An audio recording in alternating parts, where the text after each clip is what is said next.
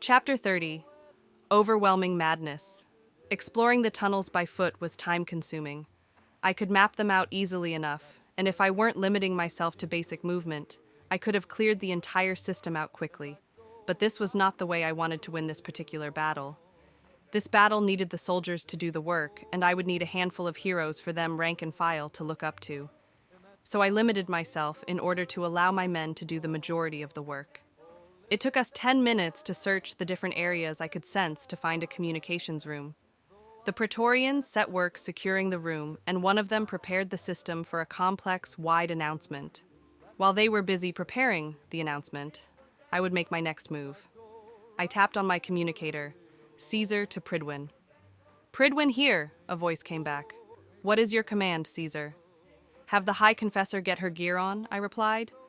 Coordinate her arrive with 2 units of zealots at the trapper unit's coordinates.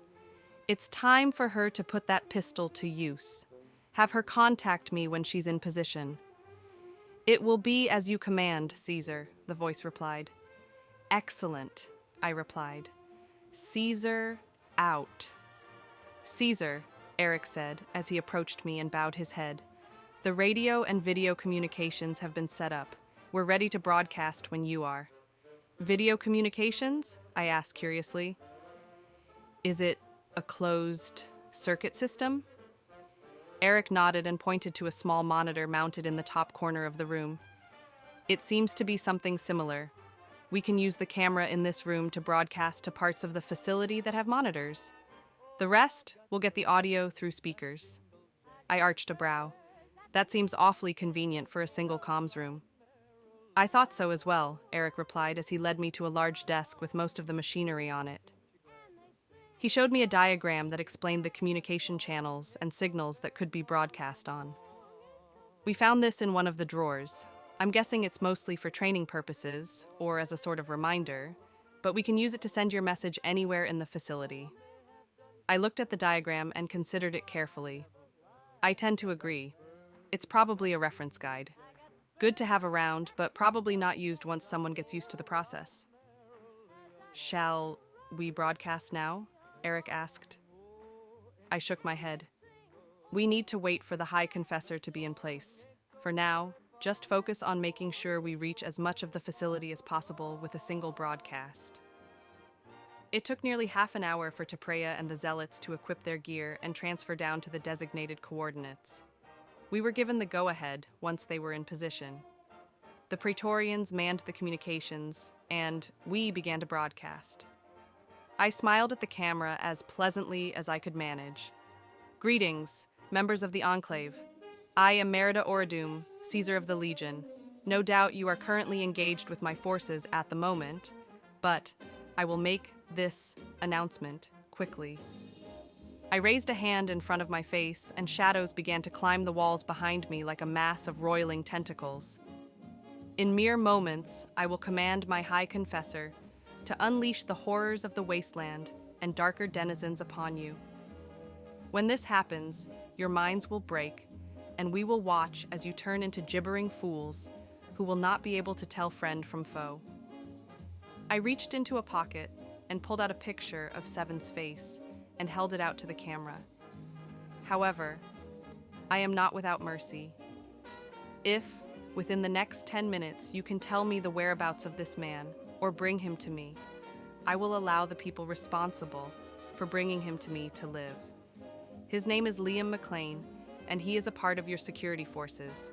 If no one comes to me with information about him, or with him in tow, then I will initiate my plan in 10 minutes and sort through the bodies one by one till I find him. I offered another pleasant smile. Have a great rest of your day. The transmission was cut, and Eric looked at me. Have a great day? I laughed and shrugged. I like the irony of wishing them a great day, even though we're here to kill them. With all due respect, Caesar, but has anyone told you that you're a sadist? Eric asked with an ever so cautious tone. I don't think so, I replied with a chuckle. But I can see how you might think that.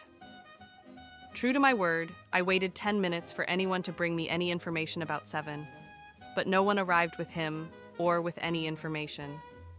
Once time was up, I gave a dejected sigh. Looks like we'll be searching bodies, I said mostly to myself. I activated my communicator, Caesar to High Confessor. High Confessor here, Tepreya replied. Time's up, I said chipperly. Move in. As you command, Caesar, Tepreya answered. As Tepreya and her zealots began to move into the facility, the trappers would begin releasing the mutated creatures they had tamed over the years, to run ahead and behind sowing terror into the heart of the Enclave soldiers. While this was happening, I called upon a power I hadn't really tapped into yet. The entity which I bargained with in this world had given me dominion over its avatars. I called to them, willing them to appear wherever Enclave soldiers could be sensed.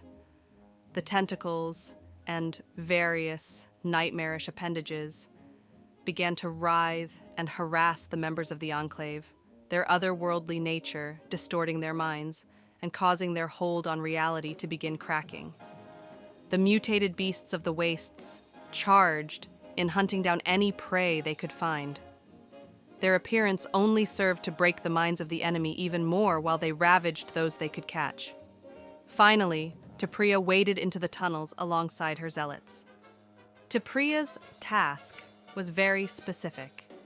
It was finally time to put the Magnum Nomicon to work.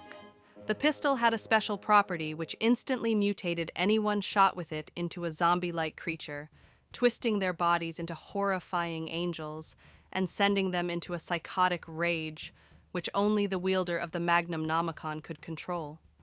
The zealots kept Tepreya safe while she used the pistol to shoot and convert members of the Enclave into a growing group of feral madmen.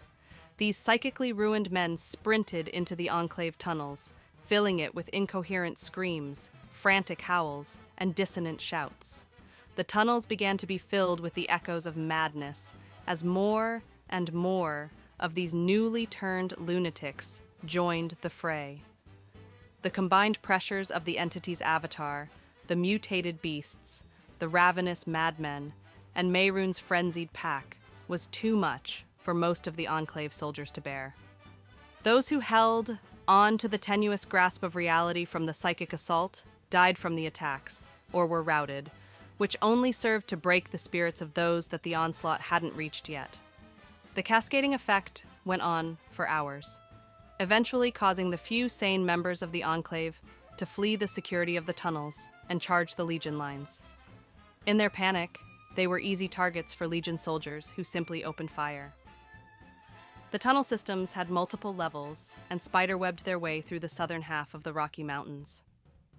The initial tunnel entrances we had attacked were secure, but there were hundreds of miles of tunnels to still deal with.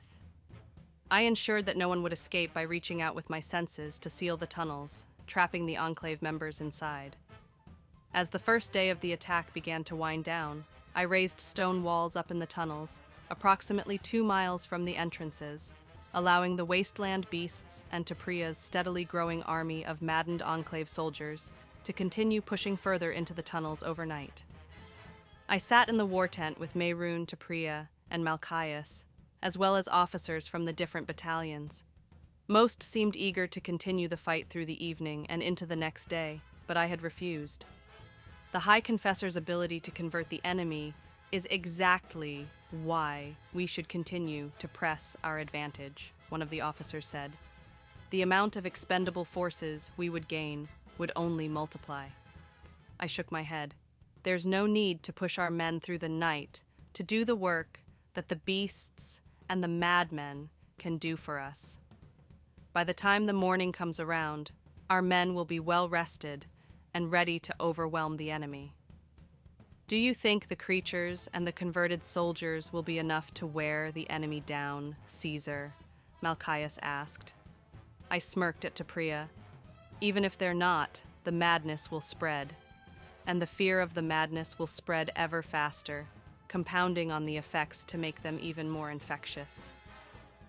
We will have a relaxing evening of rest while the Enclave endures a full night of terror, By the time I open the tunnels back up for us, we should be able to wade through the rest of the Enclave without any real resistance over the next few days. The next few days? An officer asked. Just how dense are these tunnels? Several miles at least, I replied, with multiple layers and dozens of exits that I've already taken the liberty of closing. We have them trapped. We simply have put our faith in Adam that he will break the spirits of our enemies before we ever need to engage them. I stood from my chair, causing everyone else to stand out of respect. I want everyone to get their rest. Have your men ready for a full push into the tunnels by 8:30. I'll unseal the tunnels soon after. The group of officers all saluted as I took my leave. The Praetorian Guard escorted me to my tent, and I spent the next few hours drawing up battle plans for each battalion based on the layout of the tunnels that I could sense. Once the plans were finished, I had Eric deliver them to the officers while I went to bed. The next morning, I walked out to find the battalions ready for battle. I reached out with my senses to find that, apart from a few ongoing skirmishes going on, the tunnels had been completely overrun. I moved to the front lines and commanded the Legion to march forward. As a single unit, the Legion moved forward. The rhythmic footfalls of the soldiers were so precise that every step was like a crack of thunder. Each of the battalions split off according to the plans I'd written for them and waded into their designated tunnel. When I lowered the stone barrier within the tunnels to allow us entrance, the sounds that greeted us threatened to shatter the minds of the soldiers. Madness. The echoing cacophony of broken psyches reverberated through the tunnels to create the roar of shattered souls which bellowed forth from the tunnels. I couldn't help but grin. This was better than I thought it would be. If things were this bad in there, it meant that we would simply have to clear the tunnels of mad or dying men to claim our victory. The next few days were a methodical culling. Very few members of the Enclave had survived with their sanity intact, and the ones that had were too few in number to be any threat to the Legion in any capacity. The largest problem for the Legion became hauling the bodies out of the tunnels and checking their faces and IDs for Seven. To my great irritation, he wasn't there.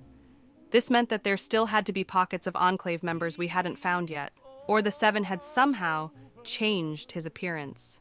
Still, the Enclave was now all but destroyed. The only threats remaining to the Legion lay in the west with the New California Republic and the Zetons. Once those two factions were handled, the Legion would control the United States, and we could begin expanding our influence across the globe. It was only a matter of time now.